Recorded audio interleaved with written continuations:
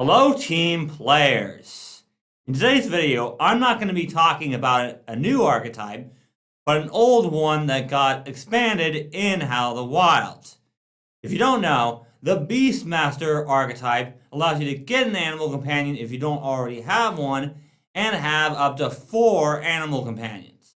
However, you can only have 1 active animal companion during combat, maybe 2 if you take the right feats at high levels. But anyway, as far as I know, the Beastmaster is going to get remastered in Player Core 2. So I'm only going to be talking about the new options in Howl the Wild today. I'll probably do a video on the remastered Beastmaster when Player Core 2 comes out. First, we've got Spirit of the Beast, which gives you the focus spell of the same name. If your animal companion is within 30 feet of you, you can give them one of the following bonuses for 1 minute. +1 to athletics checks, intimidation rolls to intimidate, and fortitude saves. +1 bonus to acrobatics checks and stealth checks to hide or sneak, as well as reflex saves. Or a +1 to perception checks to seek, survival checks to sense direction or track, and will saves. These bonuses increase to +2 at 5th rank and +3 at 8th rank. Personally, I think this feat and this focus spell are actually better than some people think they are. I mean, there are a lot of animal companions that will appreciate that first option. +1 to athletics checks means animal companions that are good at things like grappling and tripping will love if you pick that option. And if you want to stealth along with your animal companion, then that second option is great. The third option isn't that great. That's really more of an out-of-combat option. But if you're looking to track somebody or sense direction, then it's pretty great. It does only last for 1 minute, but that's pretty much an entire combat. And it's a focus spell, so it auto-heightens, which means that +2 or +3 is gonna help a lot later on. Most of the time, you're just gonna use this to make your animal companion better at what it's already decent at. And it's a status bonus, so it does stack with item bonuses from things like animal companion items. Next, we've got an absolutely insane feat with Bestial Protection. This does require that your animal companion be large or larger. But for most animal companions, that just means it needs to be a mature animal companion, which you can pick up at level 4 if you're taking it from this archetype or you're a druid. If you're a ranger, then you'd have to take this alongside mature animal companion at level 6. Assuming you have free archetype. If not, you're going to have to wait till higher level if you're a ranger. So what does this feat do? Effectively, if an enemy is adjacent to your animal companion and targets you with an attack, they immediately become frightened 1. There is a bit of a caveat with this though, and that is that if they're attacking you, it's more than likely going to be on their turn, which means the frightened condition is going to go away as soon as they end their turn. Which means allies are not going to be able to take advantage of the frightened condition, unless it's something like a reactive strike. Then they're frightened until the end of their next turn. But what this does do is give enemies a reason not to be adjacent to your animal companion. And if you or anyone else in your party has reactive strike and is also near them, and they try to move away from your animal companion, then you can use your reactive strike on them, and then you can take advantage of the frightened condition. And this definitely has the potential to make the target miss you, which if they miss you, then they're not doing any damage, which, as I've said many times on this channel, if you can get an enemy to do anything other than do damage to you, it's really, really good. Overall, this is a very, very good feat, and I highly recommend if you take the Beastmaster Archetype, you pick this one up. Tenacious Precision requires an animal companion that has an agile or finesse unarmed attack, which honestly there are a ton of animal companions that have that. When your animal companion strikes an off-guard target with its agile or finesse unarmed attack, it deals an additional 1d4 precision damage or 2d4 if the animal is specialized. If your animal companion already does precision damage, then combine this damage with that damage. This one is actually pretty insane for precision rangers. As remember, your hunt prey benefits do go over to your animal companion, which effectively means you're doing the animal companion's base damage plus 1d4 from this feat, plus an additional 1d8 from your hunter's edge. This combo might give enemies a reason to attack the animal companion rather than you, as your animal companion is going to be doing more damage than you with this feat. Assuming they hit, of course. Like I said in my last video, there are ways to use damage to the benefit of the team. You just can't be doing damage for the sake of doing damage. There needs to be a reason that you are doing damage besides just taking down enemies. Tenacious Endurance is a fantastic way of making sure your animal companion survives. If one of your animal companions is reduced down to 0 hit points and isn't wounded, it remains at 1 hit point and is wounded 1. This effectively means if you use this right, you can command your animal companion to run away so that it doesn't, die. However, you do have to be careful about when you use this, because a lot of times what's going to happen is the animal companion is going to get hit, get knocked to 0 hit points, and then if it stays up, it's just going to get hit again. Effectively meaning your animal companion becomes wounded 2 rather than just wounded 1. Or wounded 3 if they happen to get critically hit. Don't get me wrong, it's good. It just takes a little bit of thinking as to when to use it. Next we have another really good feat here with pack movement. For 2 actions, both you and your animal companion get to stride. And if both of you end your movement next to the same enemy, you both get to strike that target. If both you and your animal companion have a different type of movement, like flying or swimming, then you can use this feat with that type of movement rather than striding.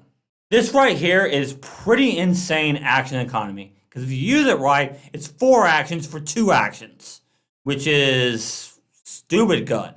And remember, you have 1 action left, which means you can use it to either have yourself attack or command your animal companion for 2 more actions, which is insane. Ferocious Charge requires an animal companion with a antlers, head, or horn attack. Your animal companion with a qualifying attack gains the Ferocious Charge activity. For 2 actions, your animal companion can stride up to half its speed in a straight line. If it moved at least 20 feet during this, it gets to deal an additional 1d8 damage. Or 2d8 if your animal companion is specialized. Your animal companion can use this with other movement types as long as it has them. This is good action economy, but only if your animal companion is pretty far away. And that's why I'm not a huge fan of this feat, to be honest. First of all, it requires a specific type of animal companion to even take this feat.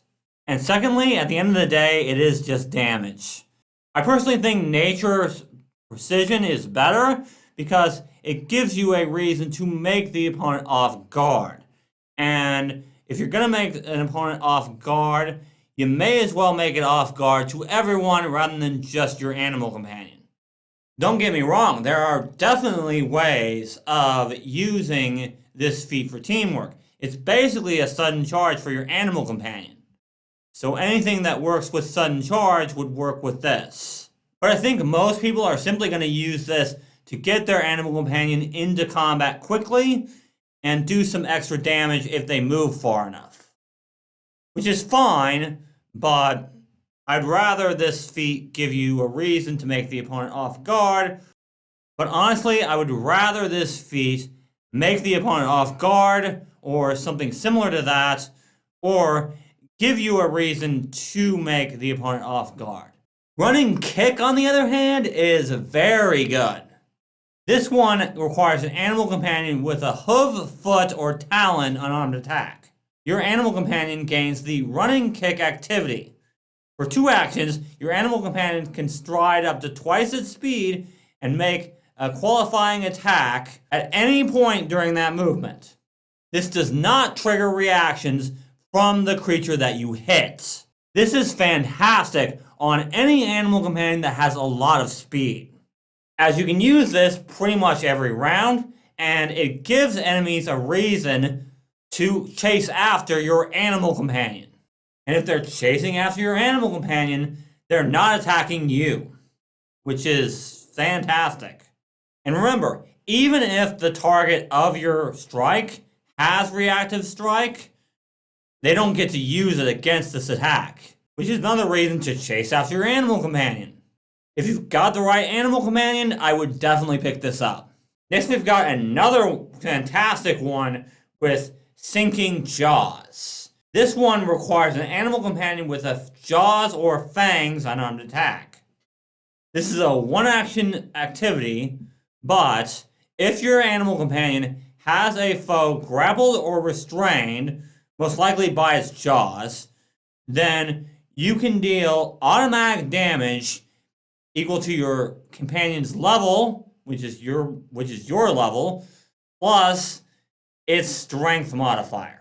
So when you pick this up at level 10, you're doing automatic 14 or 15 damage, assuming you have an animal companion with high strength.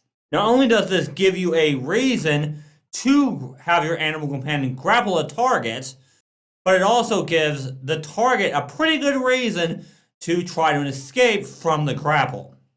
This effectively wastes their first attack action, as remember that escaping has the attack traits, so map does apply. Very, very good feat here. I highly recommend this if you've got an animal companion with the right type of attack. I'm not a huge fan of Sweeping Tail, mainly because I don't think there's a whole lot of animal companions that have a tail unarmed attack, and that's what this requires. But for 2 actions, your animal companion can make 2 tail strikes against different opponents within its reach. On a hit, the target is pushed back 5 feet, or 10 feet on a critical hit. This is considered forced movement. That's the other thing I really don't like about this feat, is that it's forced movement, which means it doesn't trigger reactions. But pushing an enemy back can be very effective depending on the situation. Vicious Rend requires an animal companion with a claw, talon, fist, or pincer unarmed attack.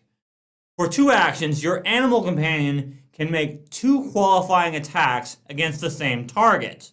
Should both attacks hit, the animal companion also deals an additional 1d6 persistent bleed damage. If your animal companion is specialized, this is 2d6. Persistent bleed damage can be good, especially if the target uses an action to try to stop the bleeding. But I know what most people are going to say. They're going to say, oh, but that second attack's never going to hit.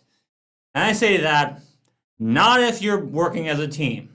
There are plenty of ways to lower the opponent's AC enough that the second attack will hit. It just requires teamwork to pull it off. Remember that circumstance penalties and status penalties do stack. So if an opponent is frightened and off guard, that second attack actually stands a pretty good chance of hitting. And that's not even including status bonuses from things like Bard. Next, we've got Billowing Wings, another pretty good one. Your animal companions with wings gain a gust unarmed attack that has a range of 30 feet and has the air and propulsive traits. Propulsive is pretty good, and this may only deal 1d4 damage, but what this does do is allow your animal companion to attack from a distance. 30 feet is a pretty large range, actually. This does only work on animal companions that have wings. But if you've got a bird animal companion that doesn't have many hit points, this could be a good way to keep them out of harm's way and still attack. And remember, the bird support benefit applies if your bird threatens the target. Which means that you can do this from 30 feet away if you use this unarmed attack, which is pretty amazing, actually. In my opinion, this one makes flying animal companions so much better, especially the bird. We don't get another feat from this book until level 18, but with heightened senses, every time your animal companion rolls a success on any of its saving throws, it gets a critical success instead. This is a fantastic way of keeping your animal companion up. This is any saving throw. It doesn't matter if it's fortitude, reflex, or will. If they roll a success, they get a critical success instead. And finally, we have Pack Takedown, which requires lead the pack and for you to have 2 active animal companions. For 2 actions, if you and both your animal companions threaten the same creature, you can all make a melee strike against that creature. The target is off guard against all 3 of these attacks. And if more than one strike hits, combine all the damage and then apply weaknesses and resistances only once. This feat right here actually makes Lead the Pack worth it. As remember, with Lead the Pack, you get 2 animal companions, but you have to divide up your actions between them. But with this feat, you can spend an action to have both your animal companions stride up to the target that you're facing, and then you can have all 3 of you attack that target. And because your multiple attack penalty is separate, these are all at your highest attack bonus. Meaning multiple attack penalty would not apply in that situation. And if you and your animal companions are already attacking the same target, you can use this to attack 3 times at full attack bonus. And then you can spend your last action either commanding both your animal companions to attack it again, or you yourself attack it again. Overall, definitely a good feat here. And it makes having 2 animal companions actually worth it. And that's all the new stuff from Howl the Wild for the Beastmaster Archetype. I gotta say, animal companions were already pretty good, but this stuff just makes them even better. I do think that there are a lot of people who will love these new stuff. Some of them are a little okay, but most of them are pretty darn good. But if you guys enjoyed this video, go ahead and leave a like and do all that other YouTube stuff. And if you're interested in getting my videos early, you can become a member of this channel or join me on my Patreon page. Links are in the description. If you're interested in the new Bard options, I got a video for that right here. Thank you guys so much for watching, and until next time, teamwork is vital. It helps us solve problems.